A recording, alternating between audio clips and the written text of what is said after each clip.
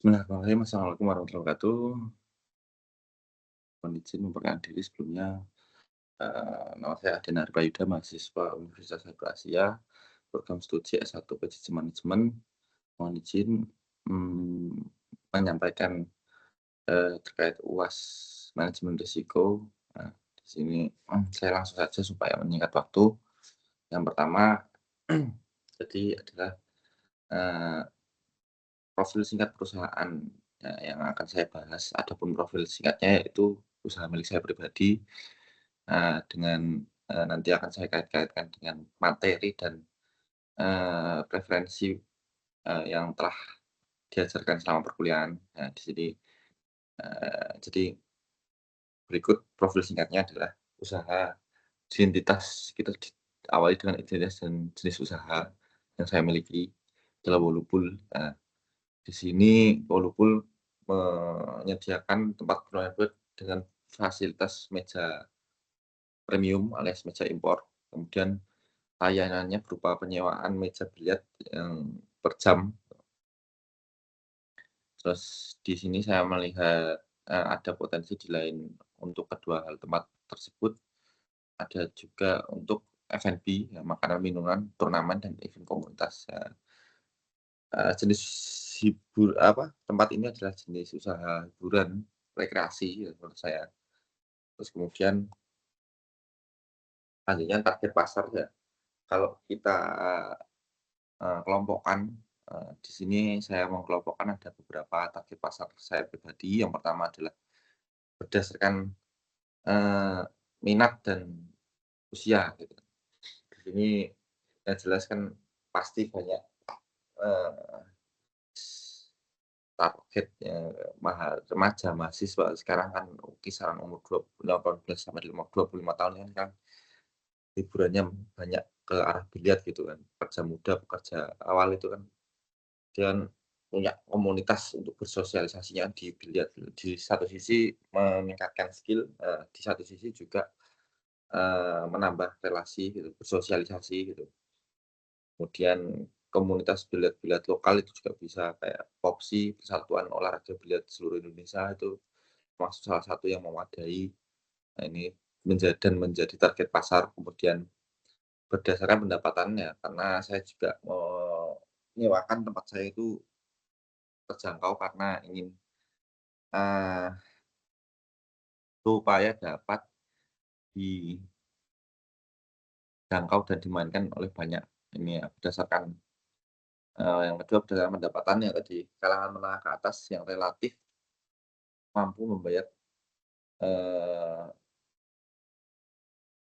meja VIP ya, meja VIP yang dari impor tadi yang notabene harga sewanya lebih mahal, kemudian bisa apa, konsumsi F&B-nya itu juga bisa di-push lewat ini, kemudian menengah ke bawah juga dapat, apa ya istilahnya,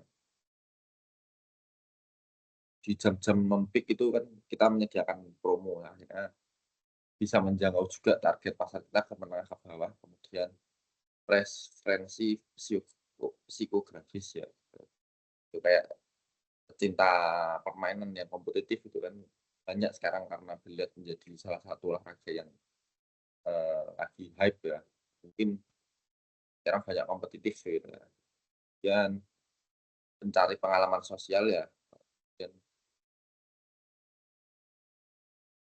pelanggan yang menginginkan suasana tempat yang untuk berkumpul ya, gitu. Kemudian daripada itu, ya ini kita bahas model bisnis usaha Wolupool. Saya kaitkan dengan pembelajaran perkuliahan manajemen risiko. Nah, yang pertama itu adalah value proposition. Nah, value proposition ini menyediakan fasilitas meja biliar berkualitas import untuk pengalaman bermain biliar yang lebih nyaman. Kemudian suasana yang tempat yang cocok untuk berkumpul bersama, apalagi teman dan komunitas gitu kan. Harga yang kompetitif gitu, value proporsinya value harga yang kompetitif dan kualitas yang VIP dan reguler tuh. Kemudian revenue stream ya, sumber pendapatannya sewa meja kita dapatkan dari sewa per jam, baik meja biliar, kemudian penjualan F&B ya, yang tersedia. Kemudian sebenarnya masih ada peluang pendapatan lain, kayak penyelenggaraan turnamen, merchandise, dan layanan membership gitu, sebenarnya ada. Kemudian yang berikutnya ada cost structure, biaya utama. Ya, biaya utama ini kan pembelian, penyusutan meja biliar ya, yang diimpor lebih tinggi modalnya. Memang biaya operasional, sewa tempat, listrik, gaji pegawai, perawatan meja dan alat maintenance gitu.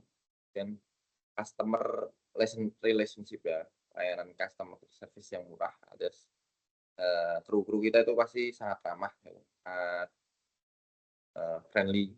Kemudian promosi lewat program membership ya, event atau diskon-diskon khusus itu, dan interaksi antar komunitas ini, komunitas pecinta biliar.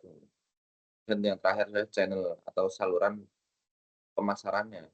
Jelas kita punya saluran pemasaran dengan memanfaatkan berbagai aspek, berbagai aplikasi, berbagai cara gitu. Yang jelas yang pertama offline, dari offline itu pasti, eee alias lokasi itu sendiri. Jadi kita mengandalkan mulut ke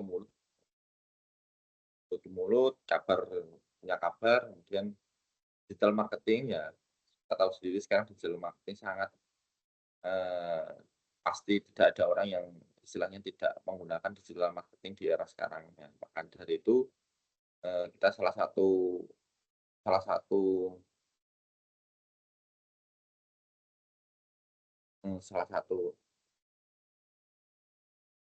yang kita jadikan saluran pemasaran ya digital marketing ini, media sosial kayak Instagram, TikTok, Facebook gitu. Dan resiko pemasaran utama dan tantangan dalam persaingan saat ini. Di sini ada segitiga, yang pertama itu persaingan dengan brand lain tentu saja. Kompetisi dari tempat lain atau kafe lain atau tempat billet yang sama ya, juga menarik perhatian generasi muda karena persaingan itu wajar, persaingan itu pasti ada gitu.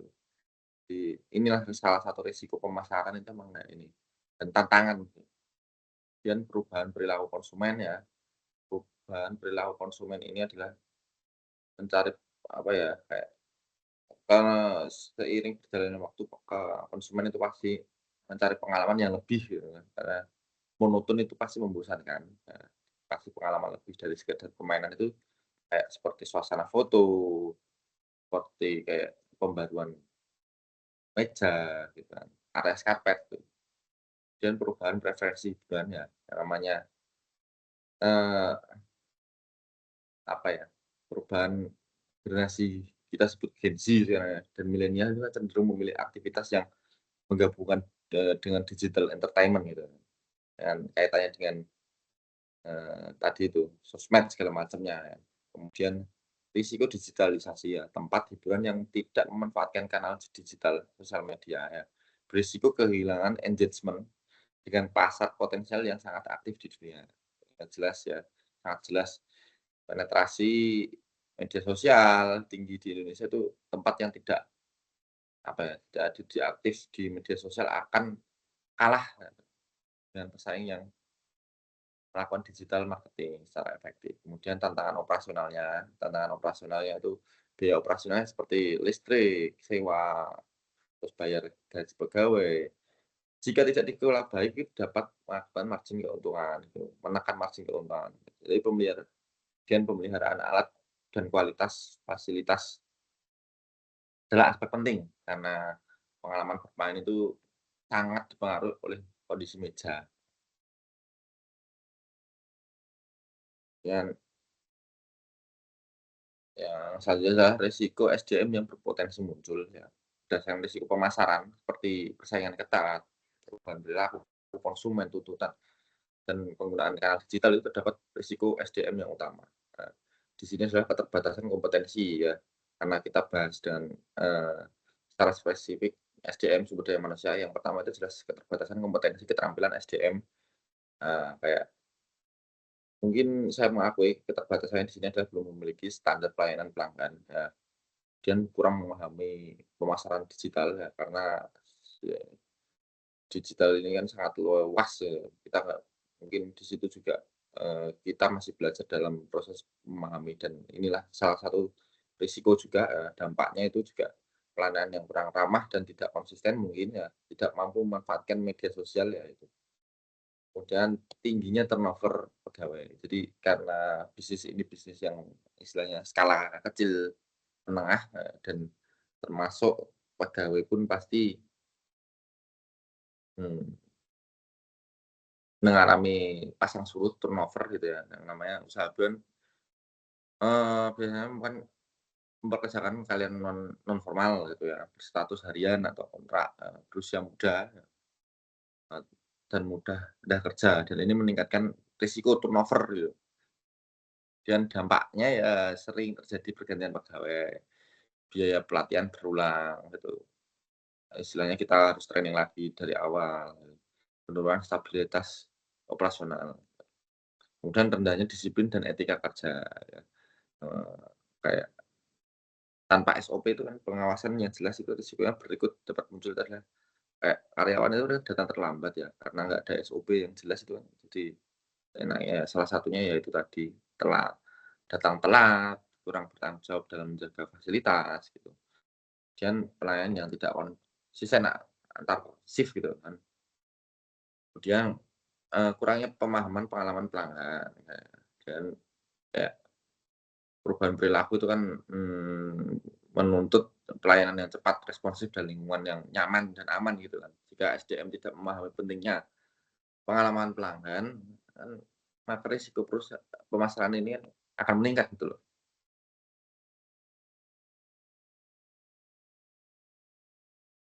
Dan perkembangan risiko SDM, jadi risiko operasional. Nah, jadi ini sebelumnya tadi yang berkembang ke arah risiko operasional itu kan dampaknya bisa dampak terhadap produktivitas ya, kayak resiko SDM kayak karyawan tidak terlatih, waktu layanan ini jadi lebih lama. Contohnya lagi turnover-nya tinggi, jam operasionalnya jadi terganggu, kurang disiplin, ya kan. Kemudian jumlah pelanggan itu bisa menurun gitu, potensi pendapatannya jadi nggak maksimal. Kemudian dampak terhadap kualitas layanan ya, kualitas layanan kayak, pelayanan jadi tidak ramah, kan. Kesalahan dalam pengaturan waktu sewa kerja kan, perawatan alat yang kurang optimal gitu kan. Pelanggan merasa tidak puas ya, jadi muncul akibatnya itu, ulasan negatif ya dari mulut ke mulut itu, jadikan bumerang, citra usahanya terus menurun gitu. Kemudian dampak terhadap kelancaran proses bisnis ya, kayak tidak memiliki SOP tertulis itu kan proses kerjanya jadi nggak ada standarnya.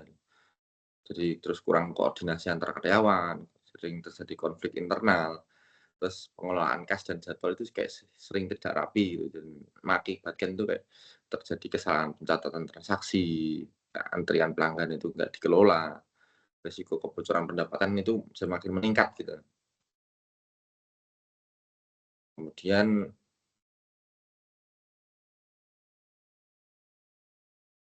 keterkaitan risiko pemasaran SDM dan operasional ya, ini kita gabung jadi satu ya. Risikonya yang berhubungan adalah risiko pemasaran, perlu layanan lebih baik, digital engagement. Kemudian risiko SDM, kompetensi rendah, turnover, disiplin rendah, menjadikan, ending-nya risiko operasional, produktivitas turun, kualitas layanan tidak konsisten, kemudian bisnisnya terganggu. Dan dampak risiko operasional terhadap kondisi keuangan perusahaan. Yang pertama jelas penurunan pendapatan, revenue risk ya ini. Risiko operasional seperti kayak pelayanannya, lambat, tidak ramah, ya, jam operasional tidak konsisten, gitu kan. Fasilitas juga kurang terawat, jadi yang mengakibatkan pelanggan itu enggan kembali. Terus kayak penurunan tingkat kunjungan, gitu kan. Dan sehingga dampak keuangannya itu bisa ya tahu sendiri pendapatan sewa meja pasti menurun, cash inflow itu nggak stabil. Jadi BEP-nya itu jadi susah untuk tercapai. Kemudian peningkatan biaya operasional gitu kan. Dari yang kesalahan operasional, perbaikan alat itu jadi lebih sering, kan.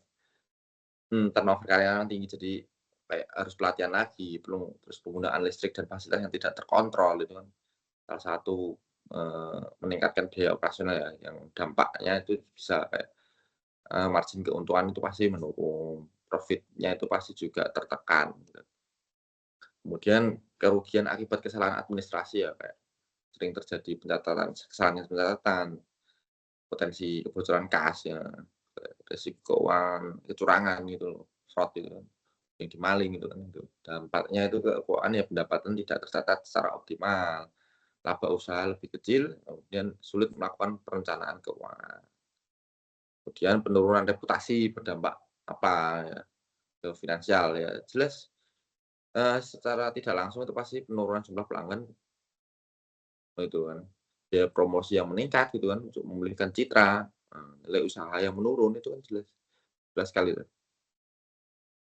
Risiko kredit yang mungkin dihadapi perusahaan. Nah, di sini kita bahas risiko kredit, walaupun itu bukan suatu lembaga keuangan ya, resiko kredit itu kan tetap selalu ada. Di sini menurut saya kaitkan dengan pembelajaran manajemen risiko ya, yang pertama risiko kredit dari piutang usaha ya.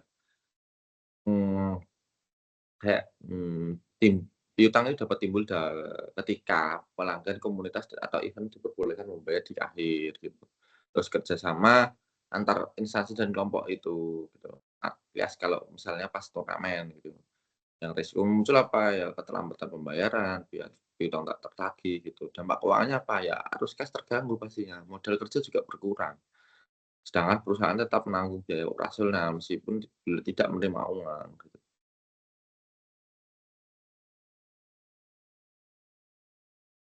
Kemudian risiko kredit ya, biaya pembiayaan atau pinjaman itu kan, pinjaman bank, di sini kan konteksnya pinjaman bank, KUR, kredit usaha rakyat, pembiayaan leasing gitu kan, misal-misal ya.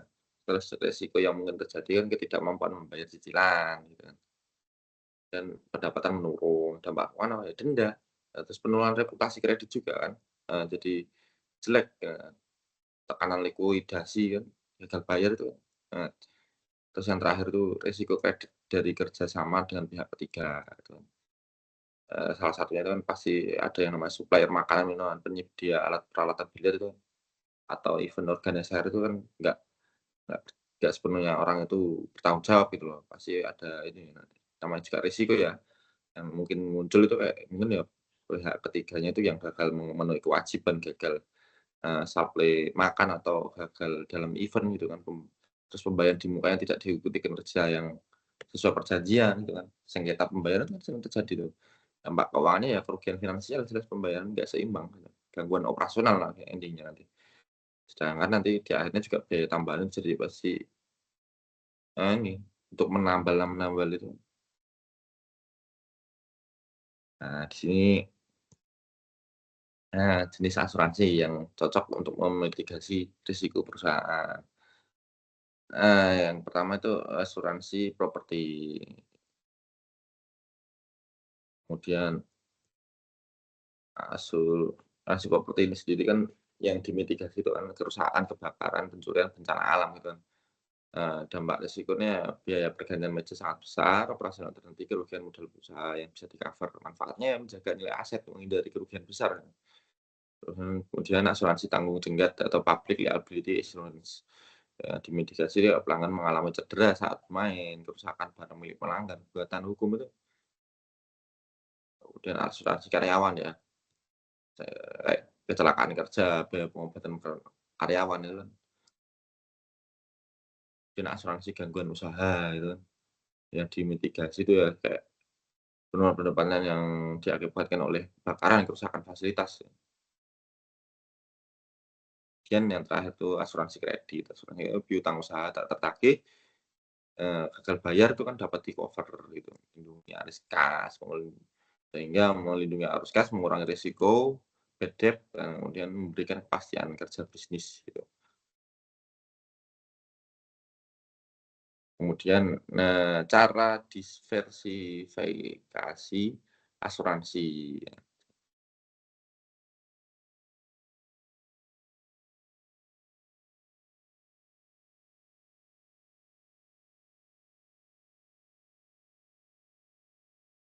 dengan diverifikasi asuransi itu kan, luas.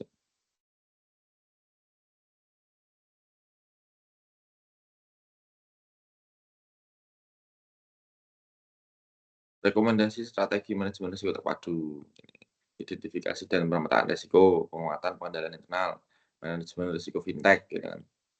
Kemudian integrasi asuransi sebagai risk transfer, gitu kan. Pengembangan SDM dan literasi digital. Oke, kemudian saya ucapkan sekian dan terima kasih. Semoga eee, mendapatkan memuaskan. Sekian dari saya. Assalamualaikum warahmatullahi wabarakatuh.